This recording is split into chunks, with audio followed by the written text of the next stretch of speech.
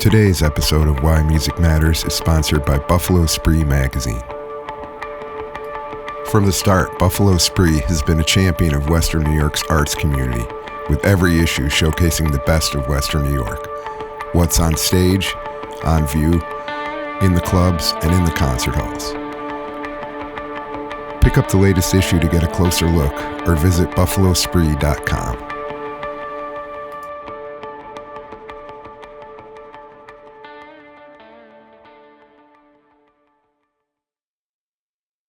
And it was all about building a community within the venue and just trying to, what we still do today, which is like have that family atmosphere where you feel like you're going to a friend's house. Like it's community oriented. Like we're not, no offense to the big corporations, but that's not us. Like we're proudly independent and we want to stay that way. No, the vibe has always been that. And it's just stayed that come way. And have fun. And you're going to have a safe and great time. And you're always going to see good music. And that's one of the things that we kind of always land on.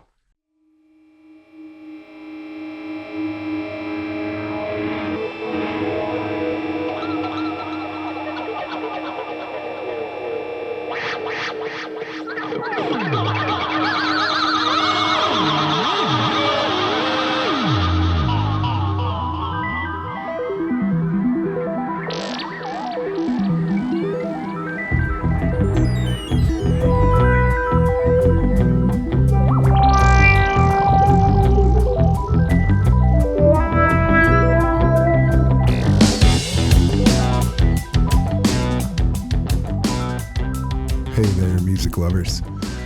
Welcome to Why Music Matters, a podcast where we examine the power and influence that music can wield in our lives. I'm your host, Jeff Miers.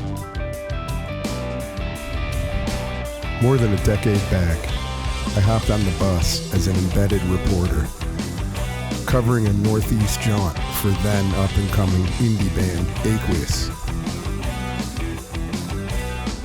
I'd never met any of the band members or their manager, Josh Holtzman, previous to that trip. By the end of that mini tour, I knew that I'd laid the groundwork for some friendships that time has proven were built to last. Today, Josh Holtzman and his business partner, Grace Vesneske, are the driving force behind premier music venue Buffalo Ironworks and independent production company 26 Productions. Long before pundits were tossing around terms like the Buffalo Renaissance, Holtzman and Vesneske were working tirelessly to help resurrect the long-abandoned Cobblestone District of downtown Buffalo. Through their inventive and forward-looking booking,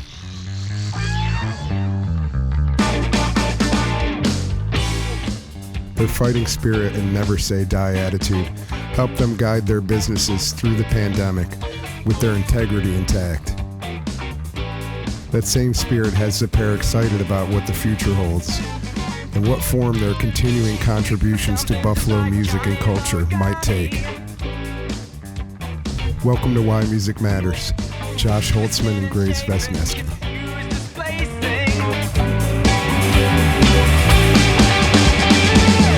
Got a full-time job and something on the side. It doesn't matter, got a free pass all the time.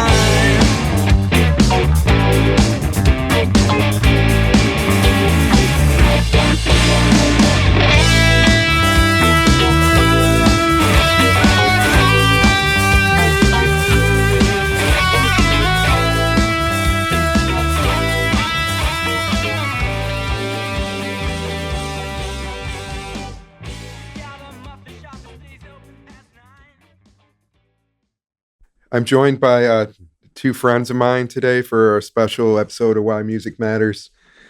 Josh Holtzman. Sorry, Josh. Josh Holtzman. I've only known you for 20 years. I can't be expected to pronounce your name correctly.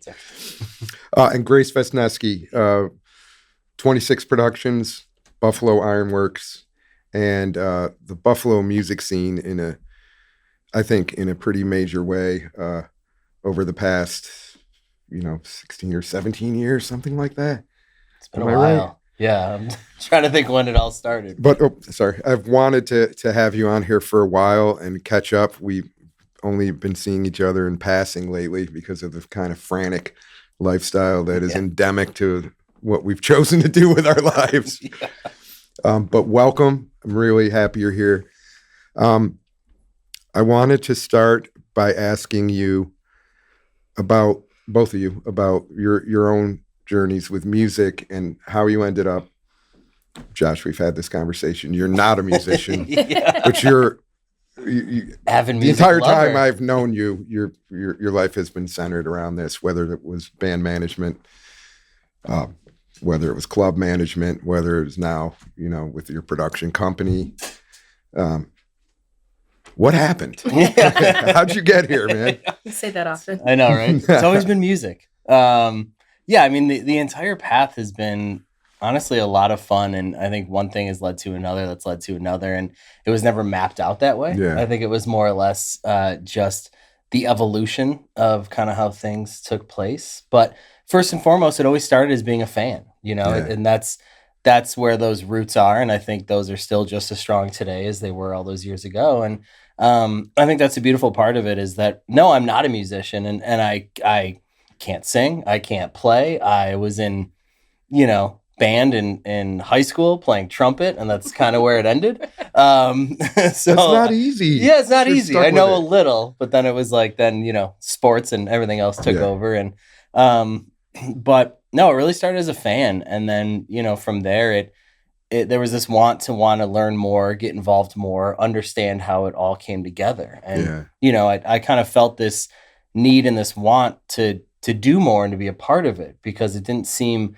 right in my own view to just be a fan and to just like always have that take I wanted to give. And, it was a random night many years ago, walking into Mr. Goodbar and seeing this young band that they were probably 20, 21. And I think they were even younger. they might have than been that, younger. weren't They couldn't even drink. They had water on stage. And it was this band Aqueous, and they were 5-piece at that point, which was always fun. And I remember just being like, wow, I wonder if there could be any chance of any involvement or like what this even looks like. And, it's a long, wild story from there, but it's, more or less just getting involved with them, helping them with their street team, helping them with their marketing efforts, then like doing their merch, then having them ask like, would you ever manage us? And me being like, I just got out of the school of management from UB, but they didn't tell me how to manage a band. But They left that part out.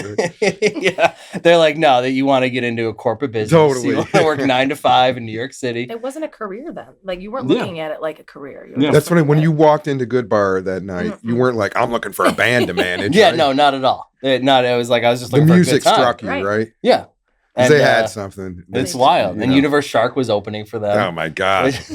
just like that alone was so fun, and it kind of was like a snowball effect from there. Like it became, in the best way, like a passion and an addiction, and like something that just had springboarded my career into where I am looking back now 15, 20 years, and just so fun. And it really did. It started with band management, but then using those transferable business skills to know that like building a network is important. Yeah. Having structure is important, putting things together.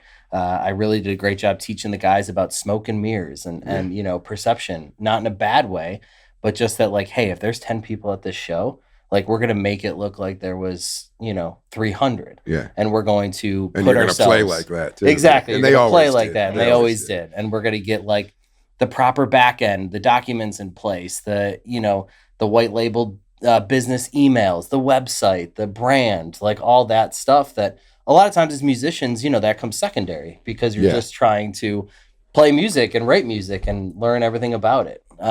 So it was really cool because I was growing at the same time they were growing. And like, as you know, they're incredible guys. And we've all been such close friends ever since. And it was a really good opportunity for both parties to have them, starting their career and wanting to go from, we're just playing in some local bars in Buffalo to how could we possibly get to a national stage? Yeah. And, we had bands, especially a Buffalo band, shout out to Mo, that like showed that could be done.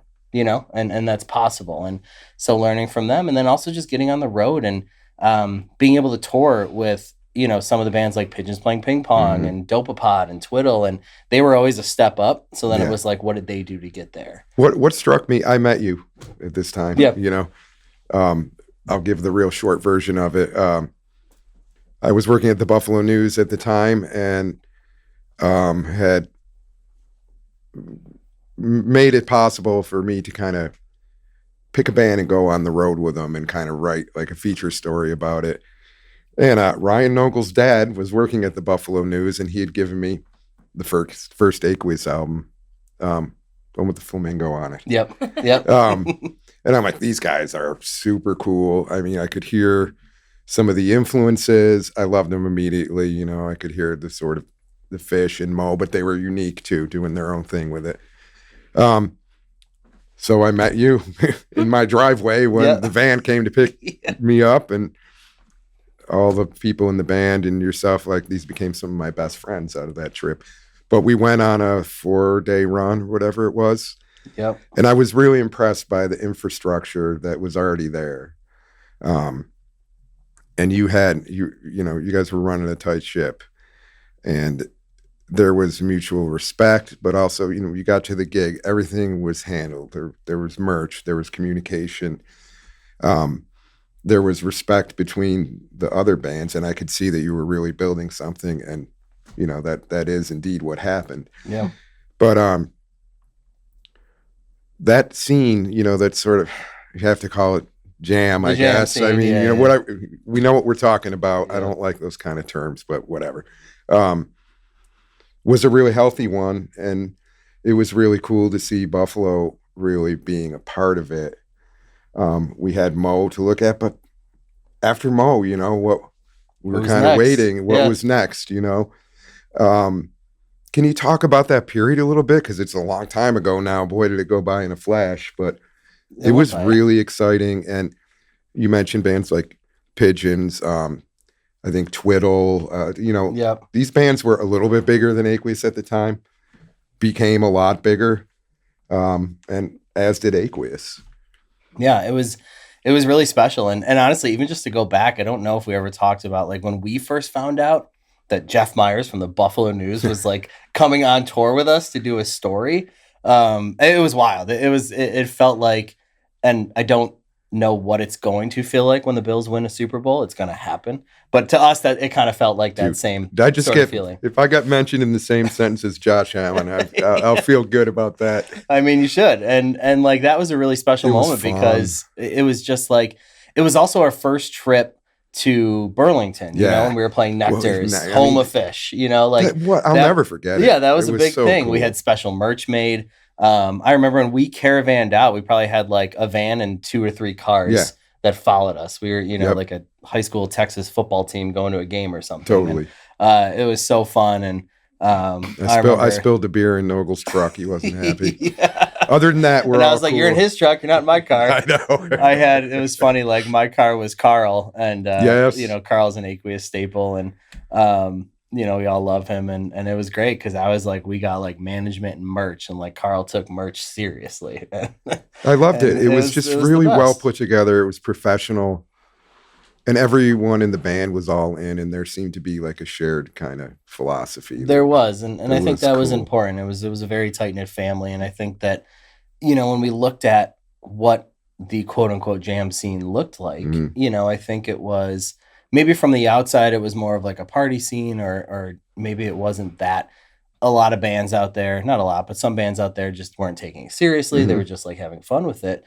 But what we looked at it was like an opportunity to really build something out and to put something together. And, on top of Mo, the other biggest influence, especially as far as their production, would be Humphreys McGee and definitely how they ran their ship. And it was fun for us to be able to be all in our 20s and kind of have these mentors that didn't know they were mentors and just see what they were doing. Dopapod and, shout out to Jason Gibbs, him and I go way back, and we had so many fun times together. But being on the road with them and being able to spend like 3 months, as their opener, I mean, that I learned so much in those 3 months, more than I did in the next 3 years, and those are really special times, and you make a lot of memories, and you certainly learn a lot about yourself and what you want to do and what your passion is. And honestly, I said it many times, but I think without that time with Aqueous and being able to build that network, being a band manager, being their booking agent, learning how it works from the venue to the promoter to the artist to the agent to the whole team and that infrastructure, like I would not be where I am today. Yeah. And I think that means a lot, and having you on that trip was amazing. And It I remember like when the Gusto came out and we were on the cover, like, oh, we all had it framed in our houses. Like it was a big deal. And it was a lot of fun. And we were like, let's hope this is one of many. And it definitely was. But that was awesome. Like one of those moments that you're like, things are turning. Yeah. And you were a big part of that. You made it happen. That makes me really happy. It was everything. It was my was time so in the much Buffalo fun. News, and how much everything changed. Yeah, but we put us on the map, so to speak. But that was one of the high points of that couple decades for me, because it really felt like this is what having this position should enable you to do. Yeah, to celebrate what is so awesome in our own backyard. Yeah, for sure. But that time. Really becoming deeply acquainted with the quote jam scene. This obviously led. Well, I don't know if it's obvious. Can you talk about it a little bit? How that translated into? I think I could help build this scene with touring bands in a club here in Buffalo, and how that became Ironworks. And yeah, I mean, I know there were some steps in between there, but you got it done pretty quick there, buddy. one led to the other, which was really nice. And I remember when the news of Ironworks came out, and I don't know if you remember, but it was an article probably in the Buffalo News and everything else, and this new venue was opening up in the Cobblestone District. And Sam kind of toured me through the shell of the building, and I wrote a big piece about it. And a historically preserved building from the early 1900s being turned into a music venue. And my first time in the building was coming in with Aqueous. At that point we had outgrown Nietzsche's. They did Nietzsche's residency. Sold out Nietzsche's 4 times, got to sign the ceiling, do all the fun Nietzsche stuff, which was great. And then it was time to move up. And at that point, there weren't too many venues that made sense to take that step. And we knew Town Ballroom was the goal, but the band wasn't there yet. But it takes a while. It takes a while, yeah. So then all of a sudden Ironworks was around, and we all kind of talked about it. And I was like, let me, reach out and see if we can get a show booked. And we did. And then that day, I still remember walking in to load in, just kind of being like, wow, this is not what I expected from what I could see from the pictures or like just driving by. It's the outside doesn't always totally match the inside of what Ironworks is. And so it was great. So, we did that show. And then after that show, I just had this feeling being like, I think this venue is something really, really special. And no discredit to the people that are running it now, but I think that I could see where this venue should go, and maybe I can get involved and use that same mentality of how I got involved with Aqueous. That's what it reminds me of. Yeah, it's just like you didn't walk in thinking that you were going to do that. No, it occurred to you in the moment. And I think that's especially a lot of what Grace and I even do now is we follow that feeling. Like we follow our instincts. I mean, I think her instincts are even better than mine, which is great. And we get to a point where it's like, you always got to trust your gut. Yeah. And that was one of those situations walking into Ironworks. We did the show. It was amazing. There's nothing bad about it. The place was packed. And then after I left being like, again, how do I get involved? Who do I talk to? And, long story short, I end up finding out who owns the building or who owns the venue, which was Sam Savarino. Spent time, getting in his ear, just trying to get a meeting with him, end up getting a meeting. I put together a rather, I like to think it's more of a confidence move, but it also could come across cocky, where I built out a business plan and I was like, this is what I think you're doing wrong. This is what I think you should do. And at the time, talking to, one of the top developers in town, and I'm in my 20s, just being a kid who's been on tour with a band for a while. That was a big move. And luckily enough, it led to a lot of amazing things, but he gave me a chance.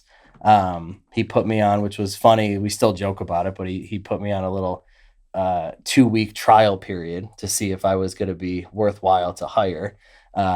Day one of that trial period, I ended up quitting my job, and I was like, I'm going all in. No pressure. You don't have to hire me, but this is what it's going to take.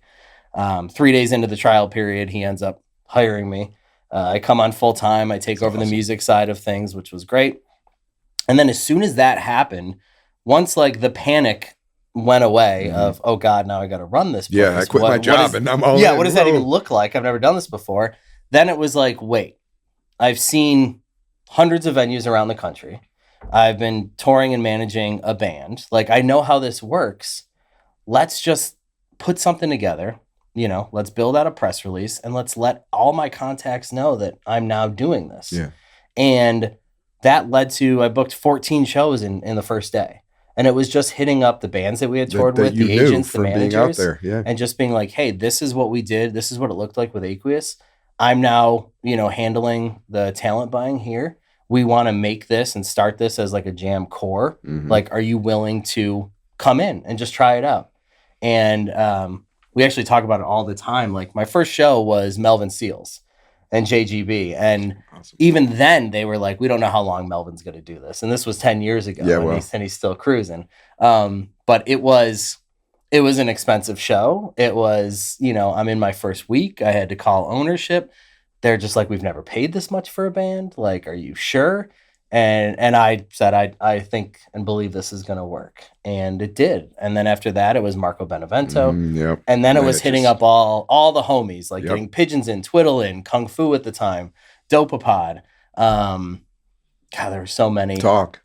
Yep. There were so many. And then once I got them in, then, as we all know, with that quote unquote jam scene, it's tight knit. Yeah. We all know, like, Yeah. band plays, they say good things. I'm so grateful to the Aqueous guys because I know that some of these artists reached out to them, Yeah. separate from me, Yeah. just saying like, hey, how's What's the up? room? Yeah. And they were like, it sounds great. It's really good. Josh will take good care of you, like in that. And then we were just off. And then it was go time from there. And it was all about building a community within the venue and just trying to, what we still do today, which is like have that family atmosphere where you feel like you're going to a friend's house. Like, it's Yeah. community oriented. Like, we're not, no offense to the big corporations, but that's not us. Like, we're Right. proudly independent and we want to stay that way. No, and, the and vibe has always been that. And it's stayed, just stayed that come way. and have fun. And you're Yeah. going to have a safe and great time. And you're always going to see good music. And that's Yeah. one of the things that we kind of always land on. Well, Grace, like, before you come into that particular picture, I'd love to hear about how, you ended up in that, your own journey with music, I guess, and ending up on this side of it. Well, I didn't meet you in those early days, but we had a mutual contact that was my biggest influence leading my path into the industry, and that was Tim O'Shea. Tim was a presence in the youth group at my church. That's where we first met. And at that time, he was kind of freelancing. I'm pretty sure he was with the Buffalo News. He was At a very freelancing young for the age, news. he really Yeah. built a path for himself. Yeah. And in the same time, he started a company called Live Starring You, where he had teens and young adults interviewing their idols. Either it was sometimes we did the Harlem Globetrotters, like they taught me how to spin a ball on my finger. We would do, like, I went to the Bills field house and interviewed Doug Flutie in like the height of his career. I went to the KeyBank Center. I don't remember what it was called at the time. But it might have been Marine Midland, Yeah, actually. yeah. Yes.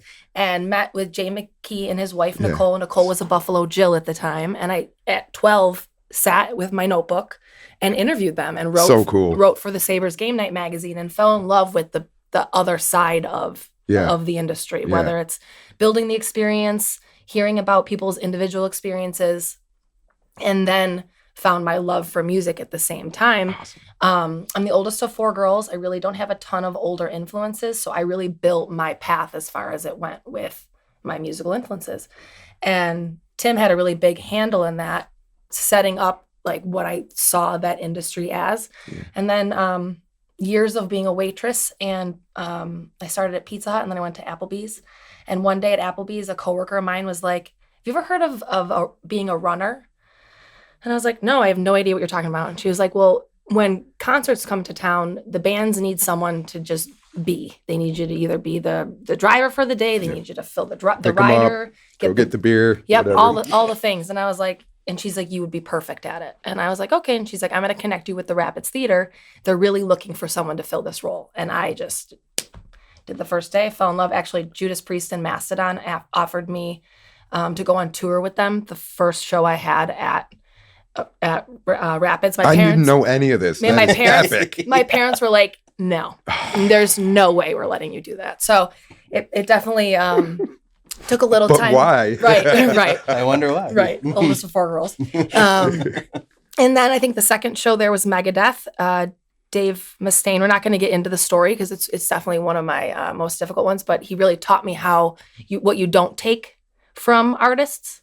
That day, Dave Taylor had my back. Dave Taylor Thank was you. the Shout out to right, Dave. Yeah. was a big path post Tim O'Shea that kind of helped me into a lot of other venues. Now I had the niche, I had the passion, but finding someone to fill that role sometimes not that easy. It's a long day. They're like 16 to 18-hour days. Oh, that's no joke. You got to It's be horrible. on the whole time and smiling and patient. You got to And take. not everyone is nice. As No, you and learned. Yeah. It tested me a lot, but it also taught me of the fact that this, just like Josh learned in those moments with Aqueous, that this could be a career. yeah. I just had to build it. So with Buffalo still evolving in that time, Yeah. venues were popping up left and right. I never worked for the Town Ballroom, but I worked for every single other one. So I went from Rapids to the Riviera, who I fell absolutely in love with. The seated, that new type of show was way different than what I was getting at Rapids.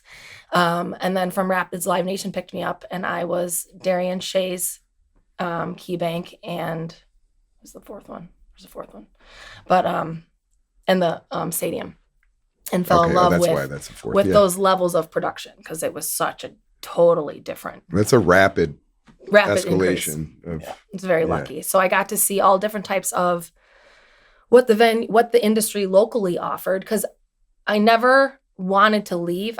I still, part of me still wonders if I ever what would have happened. But I love the relationship I have with my family, and I love what Buffalo provides. leaving here. Buffalo. You mean? Yeah. Mhm. So I never did. So I stayed, and I'm glad we need you. I'm Truth. thankful too. Very thankful too.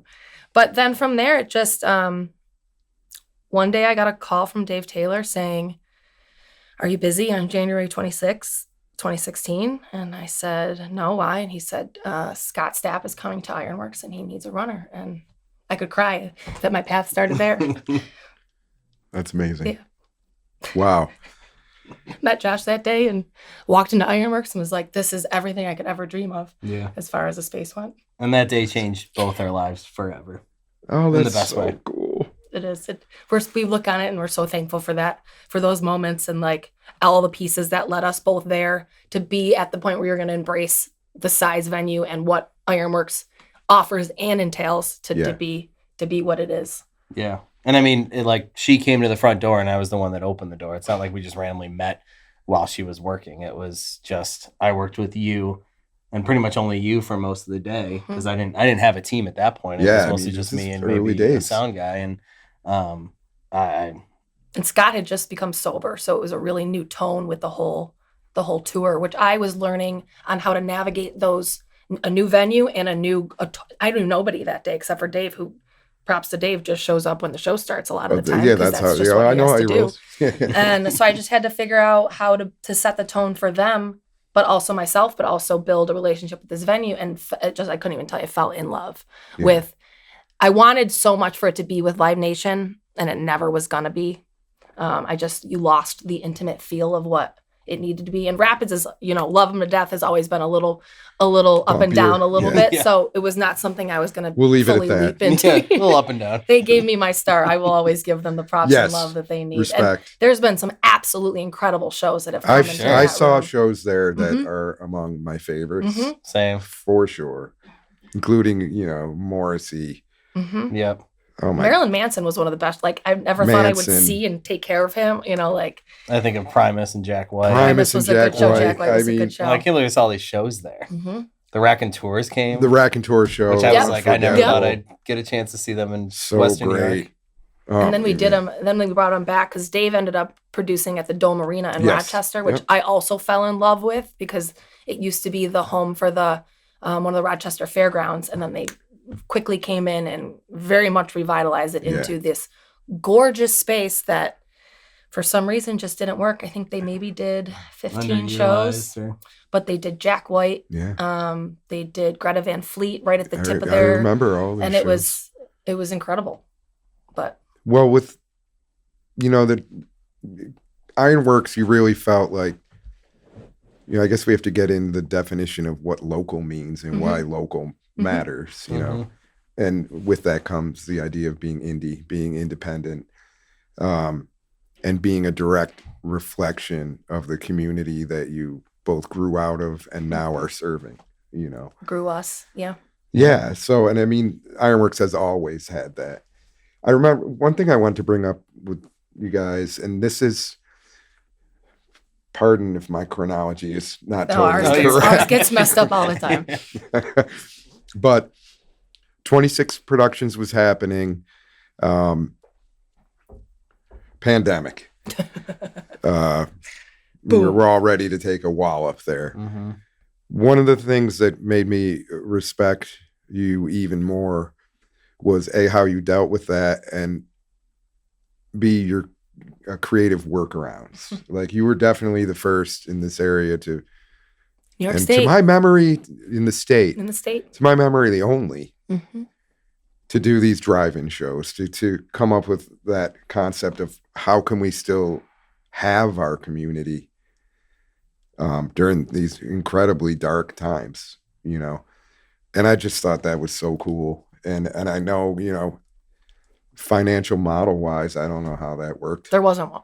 It was passion. I mean, there no was one one, knew, but right? Nobody knew. fortunately everything stopped at the exact same time. Every single thing stopped. Yeah. So like we looked at each other. We've never had this amount of time before. Yeah. How can we springboard? Because COVID's going to have to end at some point. Like, we're going to have to figure this out. And at this moment when COVID started, there was no certainty that Ironworks would come back. So how do you keep it that during that time and build something for it to possibly not come back when it's over? So we were like, we kind of need to pivot a little bit. And we had started those conversations before the pandemic, but 26 was not even a full thought. There wouldn't have been the time to even, build the foundation and put it together. And I remember, I think either you showed it to me or I showed it to you, but we saw a picture of a drive-in style show. Germany? Yeah. I think it was Germany. I think it was Germany. Or it was Europe. And I remember they had everybody lined up and like people were like sitting on the roof of the car. Yeah. They were like sticking out of the sunroof. And we were just like, wait a minute. Okay. And then this goes back to us being fans. Yeah. We felt there was some sort of calling. Like we did not do this to make money Right. because there was really no money to be had. Otherwise they would still be here because they were so incredible. But we felt some sort of need and want to try to bring music back to the community. Maybe even for ourselves. Yeah, and even for ourselves. I mean, like we still, once obviously we all know there was like travel bans and things were very locked down. But once you were allowed to go to and from work, we capitalized on that. Yeah, We were like, quickly. we're either going to be home or we're going to be at the venue. Yeah. And we had a music venue that was dark for 18 months. Let's see what we can do inside of that and see what we can craft. And I remember when we were like, we want to do these drive-in shows. Like we started putting it together. We wanted it to work. We knew that every band was available. Yeah. We just had to we knew that. Suddenly their schedules were I all know, we clear. got that. And then it's our first step was, everything we do, we try to find a home for it. So it was where these going to take place. And we did some at the Transit Drive-In, and then we shifted out to the Silver Lake Twin Drive-In. Shout out Perry. to them, our favorite place. Rick and Susan are incredible out there, and they've built such an amazing atmosphere, and we absolutely love them. And it was really cool to then be able to, all of a sudden, we had something really valuable to us to work on, and it wasn't, again, not a moneymaker, but we were just like, I wonder if we can make this happen. No, they tanked.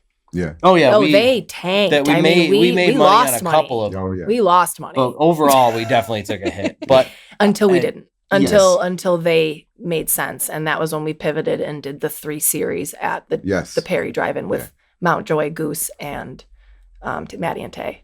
And to Josh's props or whatever, he knew Mountain Joy was it. Like we were already listening to them. We both had a very strong love for them, but it was a lot of money and a big gamble for something that had no legs for us to really throw at it. And being independent, that means it's us. It's us. It's yeah. us. We're And we don't have income right now. So we're looking at each other like, are we really sure we want to do this? But I was like, Mountjoy's gonna work. Mountjoy like worked. it's And it just gonna work, and it did. other than it being freezing. Yeah, you do it in May, you take a chance, but it was low Always. 30s. Low Like 30s. it We had to was get unusually Stage cold. heaters like 2 days out because they Um, were not gonna. They didn't want to play on the no. stage because it was gonna be so cold. But it was a crazy thing, and going back, I will say I think you're the only person outside of the two of us that has actually said we were the first to bring back music during COVID, and like we're never loud about it. We always kind of have that like Internal joke. little internal pride that we're just like you should. we did, and it was great, and of course we did it with Aqueous because that felt right, and it was local to Transit Drive-In, and I will always remember that day because we were on golf carts. I remember we had like megaphones, and the joy of people coming in. Like I don't think even to this day with all the events and shows we've done, we have never got felt that many thank yous from people. Like they were Because of how just so much it appreciative. meant, Yeah. And it was June.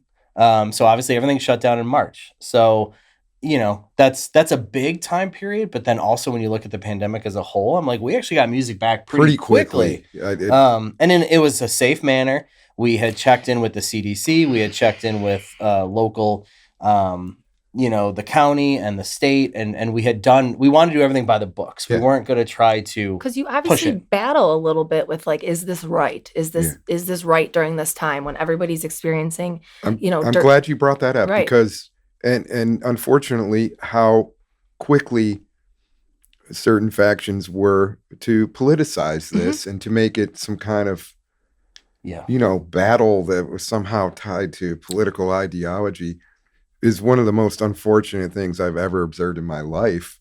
But that made it more complex. Yeah. And there was the sort of attitude of throw a show, whatever, but then there were people who, say Donnie and Artie at the town ballroom, who decided we're staying dark until you guys then found a way to do it. But it was very clear that you cared, that you were going to do it in a way that, people didn't feel that they were in harm's way. many And yet they gallons of could still... hand sanitizer we still have? gallons. Yeah, I know. It's cool because you know what? It's never going to be uncool to use it. No, not Sorry. at all. And like it really was like, everybody's was a safety and scary well-being time. was the most important. And, we spent a lot of time talking to people and studying. And I still remember the mapping and the distancing and like how to, we did it first at half capacity, and we, looking at the financial model, we're like, if we sell out, we break even, and that is, ask any promoter anywhere. That's not how you build your model to do anything. And with no concessions. Break even at a There's sellout? no Yeah, no concessions. You concessions. can't. It was You literally can't really be selling beer. to The people. venue I would mean, sell that. No. Like that would be the venue. And then there's no beer. There's no alcohol concessions. well, and in that. everybody brings. That was the other thing, is that it was so. We wanted it to be so for the people that it was like, bring whatever you want. Bring whatever you want in your car. Bring everything. And it was such a cool experience only because we had all done and gone to so many different concerts. And then to be able to have your car at a show, like cool. That's pretty cool. Like Super you load cool. your trunk with your cooler, you have a home base, you can sit, you can stand, you can dance. As soon as the show's over, you can safely leave. You're already in the car. It was a really, really unique situation. And, that time period, we always try to find a silver lining in everything. And our silver lining with the pandemic was the drive-in shows and 26 Productions. Yeah. And then also having the time to do everything we did in the interior of Ironworks. Yeah. Oh my gosh. And we to did just so come much. out and to just be like, all right, we had, we always look at it as kind of like a spin wheel that just keeps going and going and going, like every day. And that's kind of how we feel now. COVID, it just stopped. And then But there we was this, didn't like, stop though, too. Yeah, we at the didn't same stop. time. We Right. just pivoted. I mean, we pressure washed all the floors at Ironworks like 3 times. We painted every single piece of brown trim that you could see. We did 7 record walls. Like we gave the venue an uplift that it would never have seen. You wouldn't have had the time. No, because or or the opportunity. money. The money wouldn't Or be the able to money, afford right. that during like while we're putting it on and Right. to close and do all that. Yeah. So it was we're so thankful for that time. We understand it was very difficult for many. And it was, I remember that day in March, just literally like getting a call from like 9 of the jobs that I was on, like one after another. Cause at that point I was general manager at Ironworks, but I was still freelancing with other positions. And I had literally 9 jobs that day call and be like, we're canceling for this year. And I'm just like, it was insane. I've never felt this before. I've no. And then on top of it, my family was stuck in Florida for like 2 weeks. And I was like, it was terrifying. Yeah, it was. And I think it's just crazy. I just look at it and I'm just like really grateful that, again, we had that time and it shaped a lot of where we're at now. Yeah. And just that we're the type of people that if we have time and we get quote unquote bored, clearly we're going to start a new company, do something nobody else did, and also redo our entire venue. As opposed to just playing video with our games. downtime. Yeah, which there's no hate to playing video games. No, we all love that too. Hey, man, we all need our Zen time. However you get to your Zen place, do it once a day for a little while. But I am, despite all the sadness that came with that, I'm grateful for what we did with that time. Today's episode of Why Music Matters is sponsored by Buffalo Spree magazine.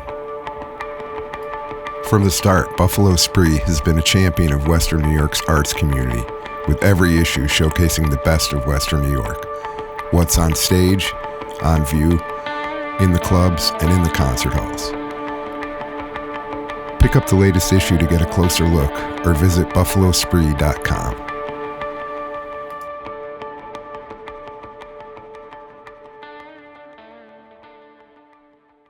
Well, I mean, as a music fan, it's like an understatement, but as someone whose life is really music, live music being such a huge part of that, I feel I can speak for a lot of our community. We were grateful for this opportunity, and it also goes. I mean, this podcast is called Why Music Matters, right? I mean, the feeling that came from that. Can you talk about that side of it a little bit? You touched on it, both of you, but how much this meant to people. And it wasn't just like, I need to get out of the house. It was something more than that, because obviously these live music experiences are providing something that is really necessary both to our culture and also to our own personal psychology. There's a healthiness that comes from experiencing live music with others together, even if it's waving from one car to another. Yeah, it was cool. Yeah, we got a lot of personal testimonies leading up, because at that point obviously it was just Josh and I doing the entire all the drive-in shows, so we were doing all of the questions, because there was tons of questions of like, and everything was brand new. You had no protocol, anything to compare it to from before. Can I use the bathroom? You didn't know how. You didn't know how to get there. You didn't know how we were going to scan tickets. You didn't know what type of level of security. If we're trying to social distance, like there were so many questions. But I do remember, and I probably have them somewhere. I know that 2 specific couples coming from out of state and just like lost everything during COVID and did everything in their power to get to the drive-in show. And I remember the one made it, they had a great time, but the other one showed up and they had counterfeit tickets.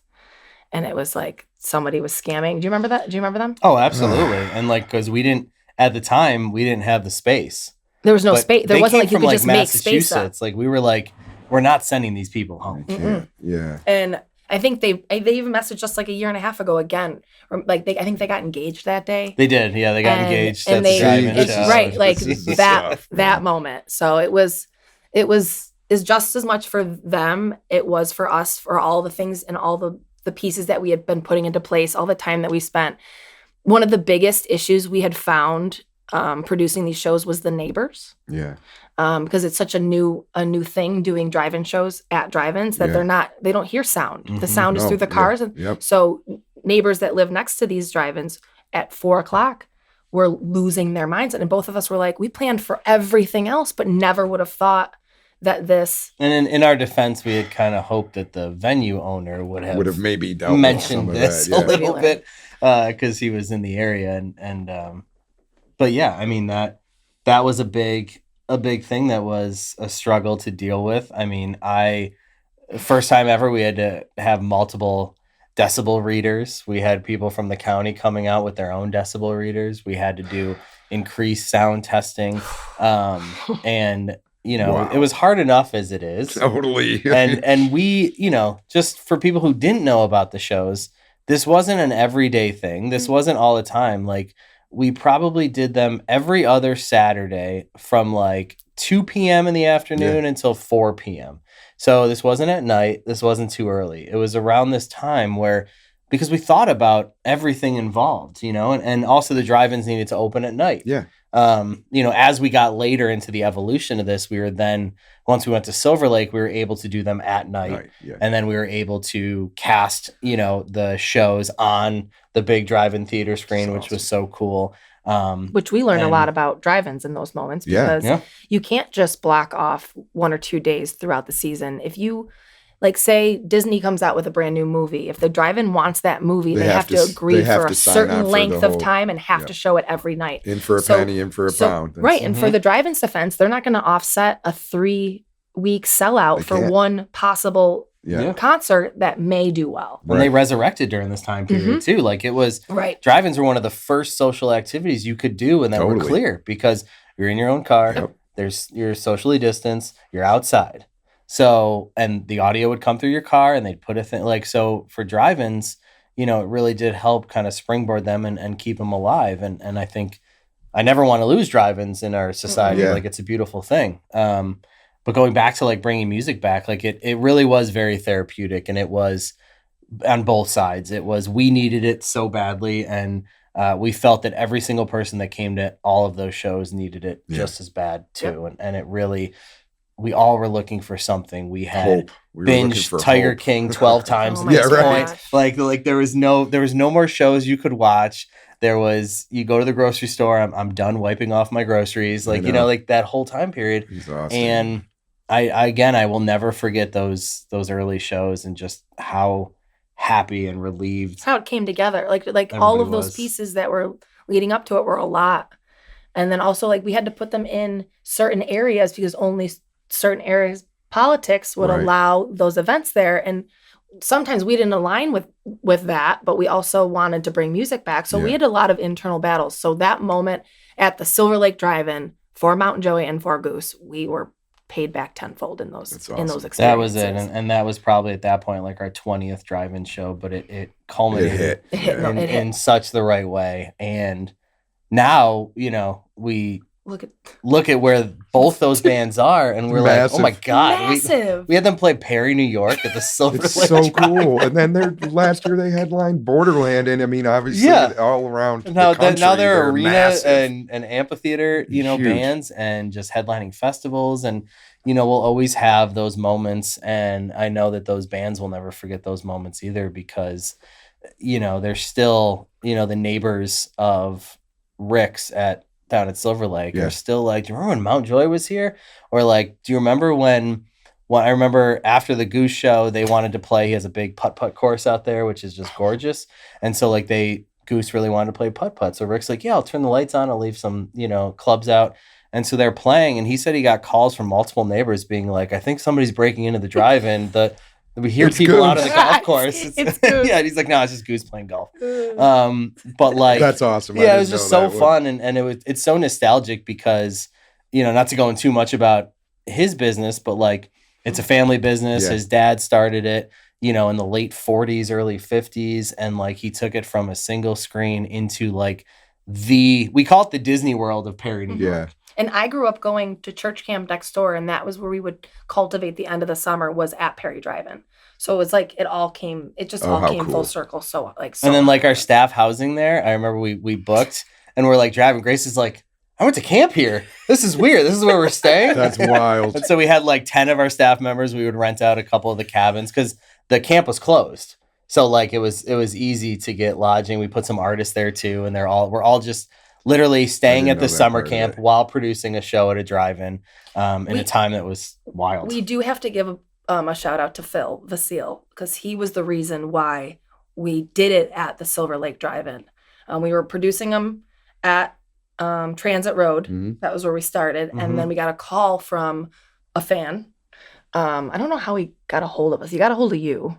He hit me. It was the classic Facebook Messenger, yeah. where you're just like, Okay, who is this what person? is Like, this? you should do a show out here. And he kept it going. he stayed on it. You know, he's That's one of those cool. diehard fans, and we're forever still close with Phil.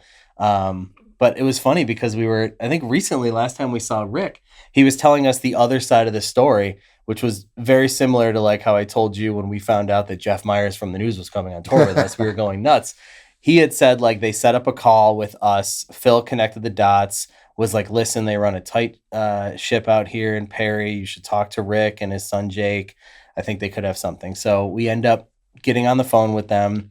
We go back and forth. We have the whole conversation. And then like we end and both of us are like, all right, we're in. Let's do this.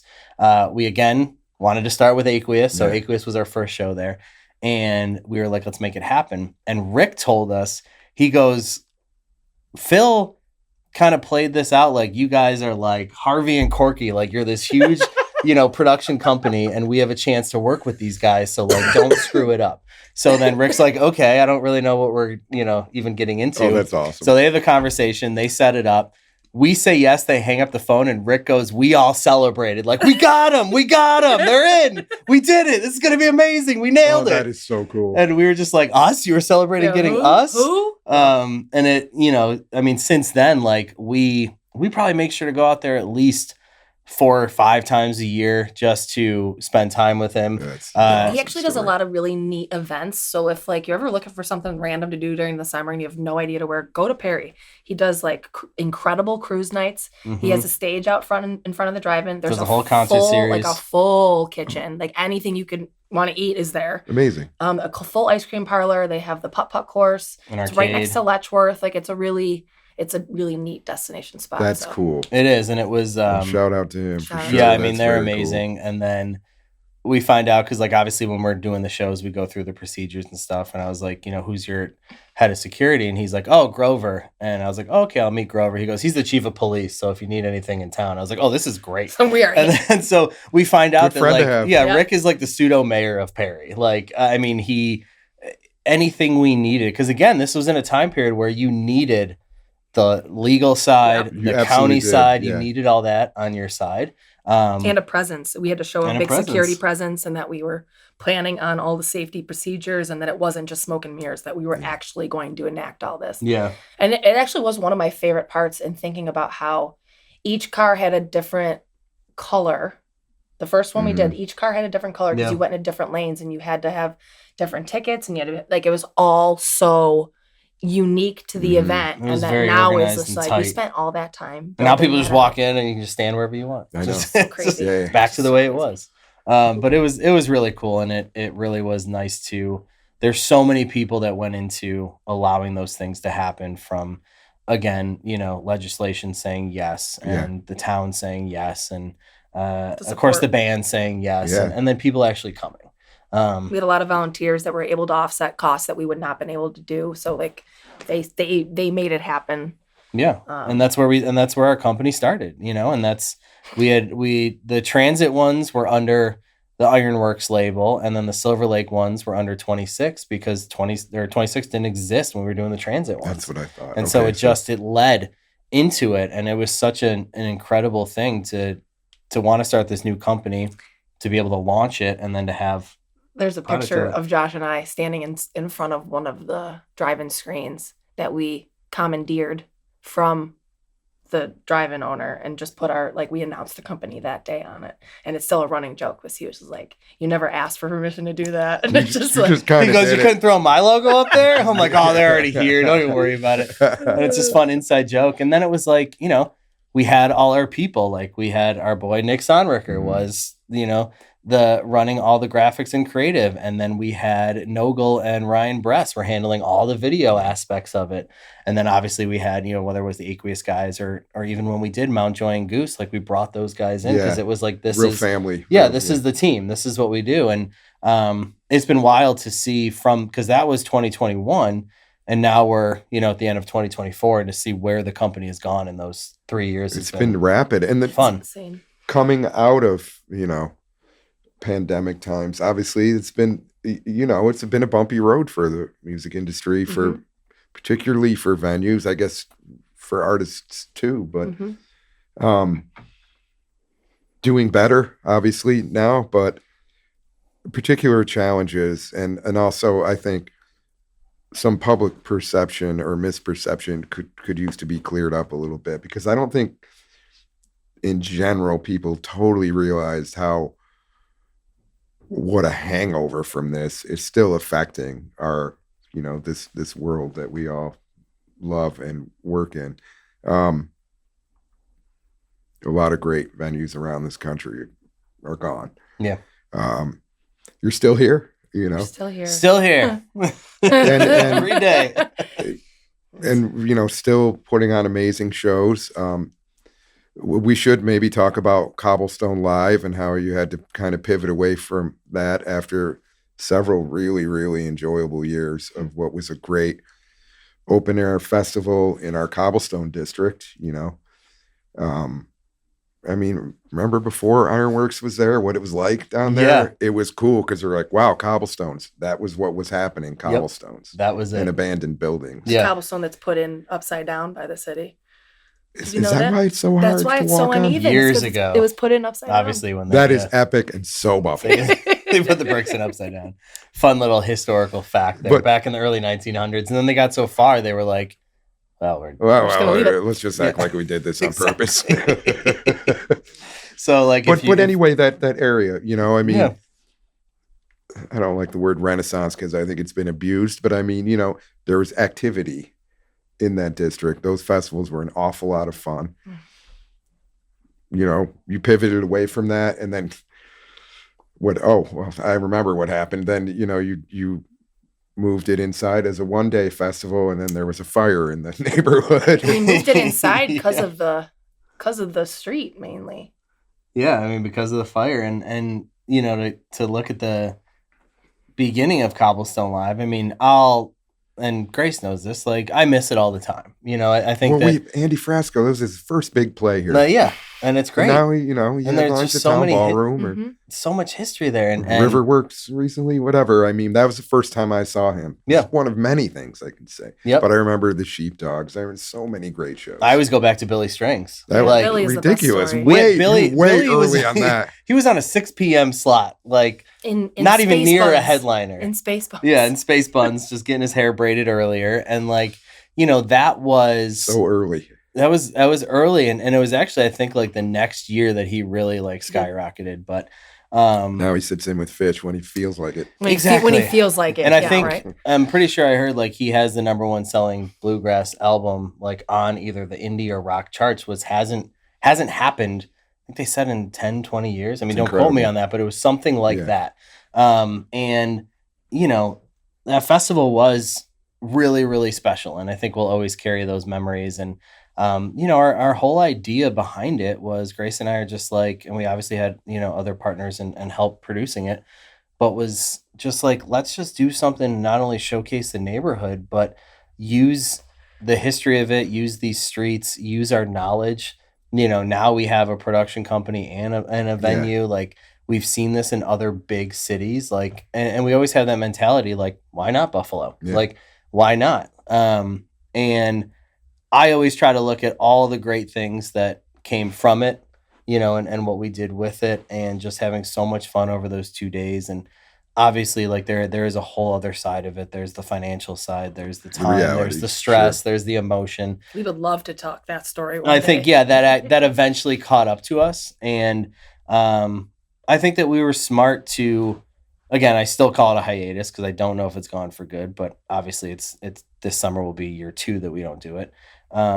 So I think it's one of those things where we just got a little bit smarter, and we started like shifting priorities a little bit. And, you know, we were risking everything financially and 10 months of our year Yeah. on a 2-day On a 2-day event. festival. That really, there's 2 things you can't control that are the Weather. 2 most important are weather and human will, getting Yeah. people to come. And that's what killed it 2023 was the weather. The Yeah. weather was just like, we built this for 10 months to it get rained out on Saturday.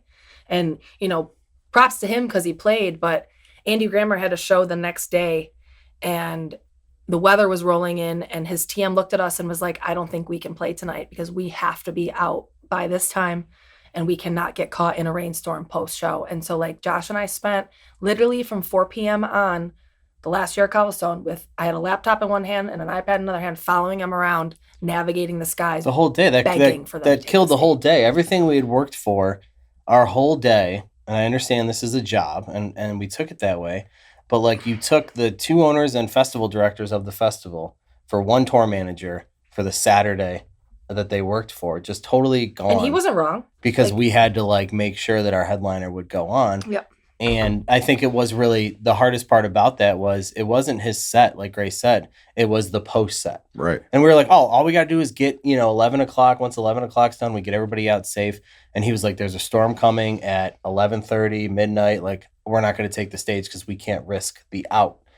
And I'm just, at the time, risky out. This is our lives. I'm like, dude, this is everything. Like we know. can't, like, you guys will be fine. You'll get to your show.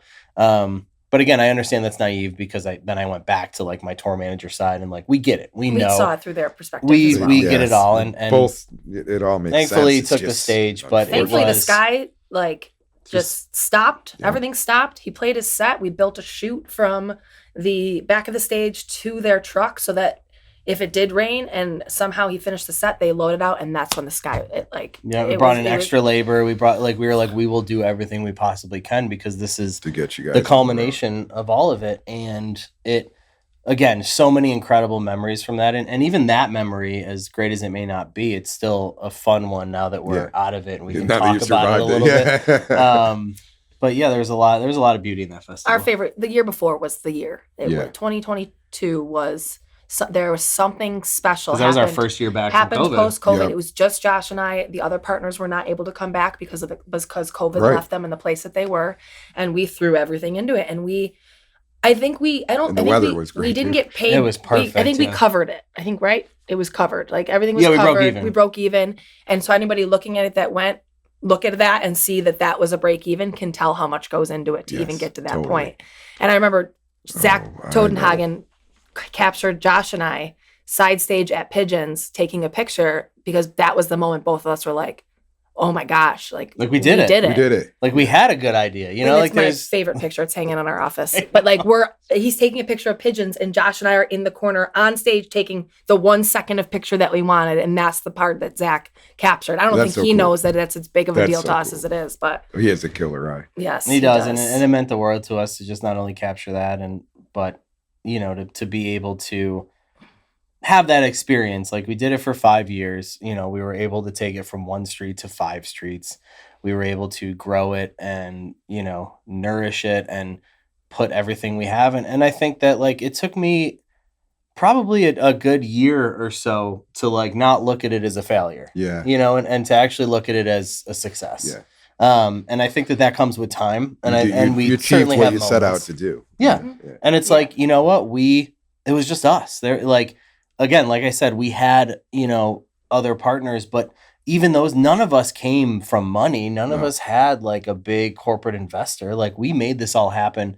It was a true grassroots approach. Yeah, we're thankful to Lockhouse for helping us with when they went down that path with us, and we've formed friendships and relationships because of it, and things over time change and they shift. But like each year it was something that we looked forward to, and there was so much great things that happened within it. And we go back even the 5 years of all the artists that we had there, and a lot of them, it was their first time in Buffalo. A lot of people got exposed. A lot of people, they come back, and it was really, really cool. And maybe one day it'll come back. We'll do something similar. If there's anybody that wants to buy into a music festival. Yeah. But yes, then to your point, then it was like, all right, we're going to shrink it down. We're going to put a small twist on it. And we were going to have its like younger sister Cobblestone vibes come back. And that we were partnering with Bison Botanics on. And we were like, let's make this more of a cannabis music festival. We had some of our favorite bands like the Hip Abduction and Bumpin' Uglies. And it was going to have that more like ska reggae vibe. And then the buildings at the end of the street catch on fire. That was a fun phone call to get. Josh and I were out of town on the job for 26, and our general manager called and said, the building next door to us is on fire. And we're like, Jim, our neighbor, is Jim okay? And he's like, oh no, not that building, the other ones. And I'm like, can you be more specific? And then you pull up the video, and it was on fire. It was bad. It was It was raging. bad. And it was like, what happens if it goes to Ironworks? Like, we had those moments, everything came into perspective really quickly in those moments, because I had never felt like we could lose the business like that. Like, the pandemic was a whole different animal. The financial side is different. The place burning down Like, is completely. Well, and it was 2 days after the paint burned down. I know. mean, And it was really scary and wild. And again, huge shout out to Buffalo Fire. Yeah. They, An incredible. we saw pictures after, and they like fortified a wall, being like, you are not getting past these unoccupied buildings. So they weren't letting it get to Jim, our neighbor, and they weren't going to let it get to us. Jim's got like really, really old, beautiful, expensive cars that he refurbished in there. So like that he wouldn't have been able to come back that one either. Like, both of us would have just been. And he's usually there by himself, and I don't want to go down that road, but like if something happened to him like that, nobody would know. And people would know, but it was a scary situation. And that then, we look at that and everybody's like, we're so glad you came out on top. We had more people reach out about the venue than we even thought cared about the venue, which was a really amazing, people care more thing. than they show. Often, yeah. And you don't really know until that happens. It was really nice to feel that, because I think that was a big, one of the low points in us being like, is Ironworks worth it sometimes? Because it's a lot. And I think we just had a meeting with our marketing director about how to create more balance for her life, because we're doing like 6 shows a week. How do you market all those and still have time to go walk your dog and take care of your house? Well, yeah, quality of life. Mm-hmm. It's definitely tough. But then the casualty of that fire was Cobblestone Vibes. Yeah. Like that was set to be the first weekend in August. Yep. The fires were in June. I think most people out there would be like, why did you cancel so quickly? But what they know is that the street literally opened last week, and it's October. So like we knew we had the foresight. We know the neighborhood. We know what's coming. There was a huge ATF investigation on those buildings. There was a lot that went on. So we also knew, with our experience with the city, like they were not going to let us do that event. Right. And it also wasn't safe, and there just wasn't. It just didn't feel right. It wasn't right. So that was another casualty, and then that was like, okay, we're gonna be done for a little bit. We're just gonna chill out, and we're gonna have a lot of fun, and also open up some more time to, link up with other people. And it led us to coming back to Borderland, which like we weren't able to do for 2 years because we were so busy. pulled and we were so busy. And then it was like, that the cliche thing of, one door closes, another one opens. It's a reality. It's a true thing. And when we were chewing up so much bandwidth on one event, and then we stopped, I think you and I were able to do 10 other events for other people. I couldn't handle that level of disappointment again either, though. Right. Like that, it was trauma. Yeah. You're for hinging both of your us. It was tough to see. You're hinging your whole year on 2 days of outdoor, Watching everybody else have a great time. It's also Which Our was dads amazing. had the best time Oh my in the god, we world. threw Cobblestone live. Well, I had a lot of fun at those. What was Dad Festival Land? All I had to do was write about it and enjoy Yeah. it. So See, we love thank that. you guys. Of course, yeah. I mean, it was, again, those are the things that I think about. Like, I have a lot of family that lives out of town, and they all would always come in. It'd be like their it's just annual very thing. special. They'd come It in was and special. But what about now? I mean, what about with the pivot and what's the future for Ironworks right now? Because it like everything, it morphs, it evolves, it changes. You really, the club in my, I mean, I'd swear by this. You really were the cornerstone of what became a very healthy local and touring jam band scene here. The club now is not just that. I mean, there's a lot. Yeah. And it's been great to see that, evolution. But can you talk about, the philosophy now? How has it changed for you guys? What the club is about, what it means to you, and what it means to, Buffalo music community. I think we have similar but different answers to that. I see it as a community space. Yeah. I think it started and it created its path with being a local music venue, local stable music venue. But I think as the industry has evolved so quickly from the pandemic, especially, and that like everybody's touring and everybody's coming back and new venues are popping up left and right in this area, we can't just compete for just that premise anymore. So we want to be the fundraiser capital of Buffalo. Like if you have a fundraiser, come to Buffalo Ironworks. We will cool. work with you as far as budget goes and the space, because as you know, the Cobblestone District sits empty if there's nothing going on. Right. So we're not just grabbing people as they walk by and being like, come No. here. So it has to be curated and planned. So now my biggest approach lately has been getting as many private events as we can possibly get, focusing more on the holiday parties and the networking nights, and even like the arena crowd. We're really trying to tailor towards the arena crowd and really pulling in that we are the spot you want to stop before you go to the Sabres games, before you go to a Key Bank concert. Yeah. In addition to all the beautiful music that you can possibly come That's in and awesome. see. If you don't feel like answering this, then don't. But I'm asking it. Did the arrival of Save Live and Electric City? I know it did. Well, I love it Dave changed Taylor, things. so my love for Dave Taylor is separate. I from love all Dave of that. Taylor too, and we've been friends a long Yep. time. And Mark Violino, like I have a very close relationship with a None lot of of this is people there. personal. It's just about how the business, delicate Evolves. business economy works. here. Yeah, I mean, like I'm never, I'm always trying to be kind and fair and humble with the way that I say certain things and kind of approach It's certain a good way to be. situations. Yeah. And I think it's led me pretty well. Yeah. Like I like to be liked. I don't want people out there mad at me and things like that.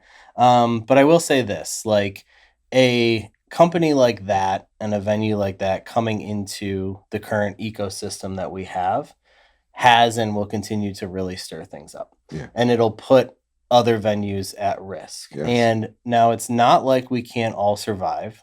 We are surviving. Mhm. I am also going to say we are very, very stubborn, and you're not going to make us move or leave. I think it's going to take a lot to push us, around, and we've already seen and felt some of that. And I think that as a music fan, love all the venues. I always love the 12th tune, and I love to see as much music as we can. But I think that we also have to be understanding and very careful about what something like this could do to the ecosystem and how it could rattle things. And And you it know, is. It is. It already is. has. It already is, and it's continuing to. And I think that, again, without making any more enemies out there, like I love and appreciate the local aspect of Dave and Mark, but Absolutely. I think that the power behind that doesn't have, Buffalo's best interest in mind. That's a fair way to say it. I guess I would I say. think so. Yeah. So it is like it's scary for us. It's a risk for us. It's something that we since day one have battled with. Like I have relationships with agents that go back years and years, and all of a sudden my pricing is getting driven up because we're in some sort of weird bidding war. If a band that I would have paid $3,000, I'm now being told I have to pay 10 just to have come back. I'm like, we can't survive in that economic model. No. And that's the thing that really has bothered me about it is that people don't realize that. They're like, hey, more venues, more choice for all of us. The market cannot bear someone throwing money at something and falsely inflating the prices that artists are paid, because it changes the ticket Expectation. point. It changes the expectation.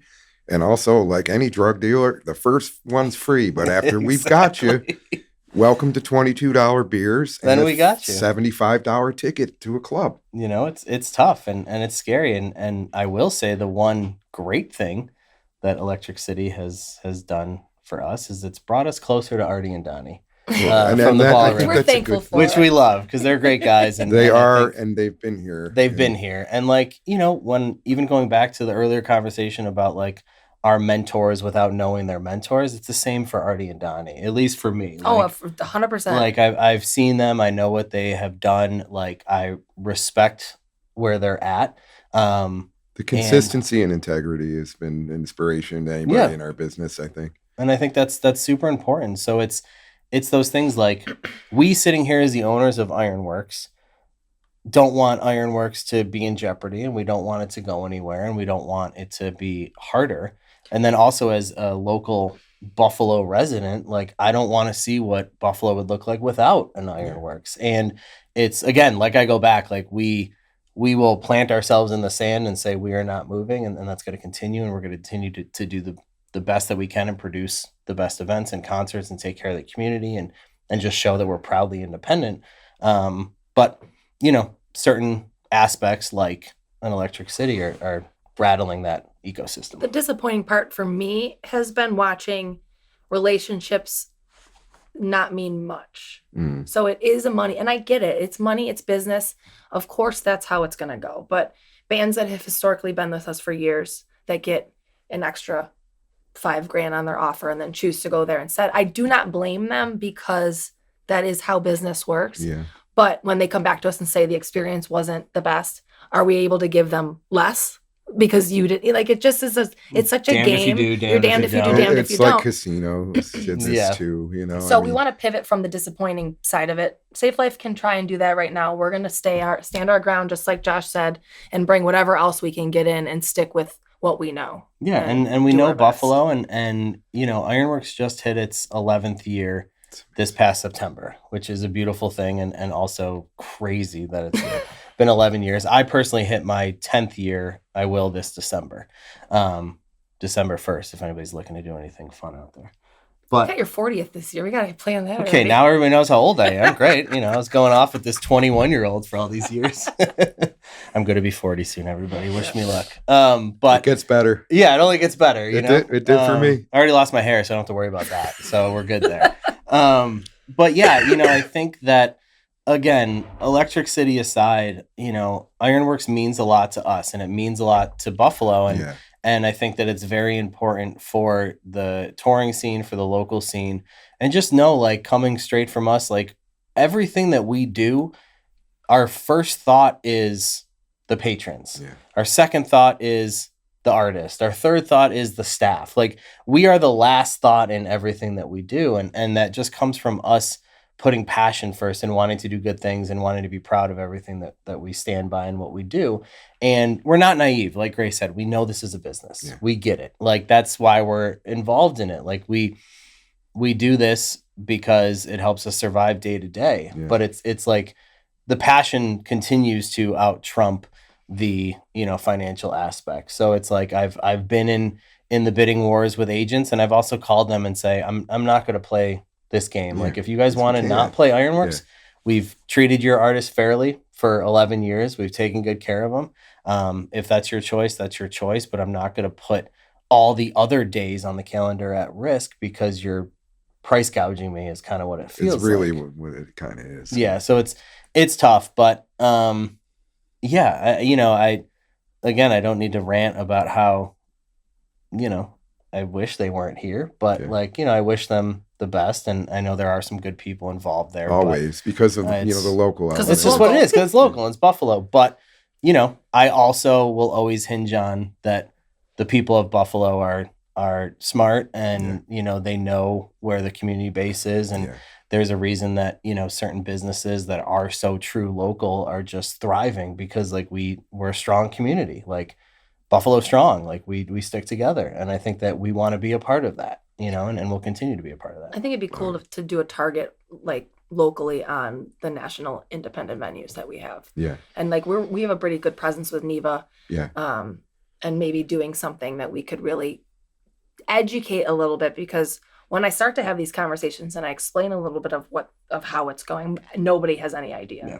So I think creating a new premise of why this is the way it is, and why these venues are opening up, and where it's coming from, where the money's going, and who do you want to support, is not just led to the consumer anymore, because there's so much coming at them. So That's the reason that I've sort of, have taken up my flag in this, Mhm. because I think it's important. Then people then can make their own decision, Yes. but they should know what that decision They entails. should have all the info, and they should know where things go. And also, if people really wanted to invest in live music venues post-COVID, I can think of better ways to do it than to open up, a club and right next to another club Yeah. and basically go after the Same almost exact identical roster. Yeah. And, Yep.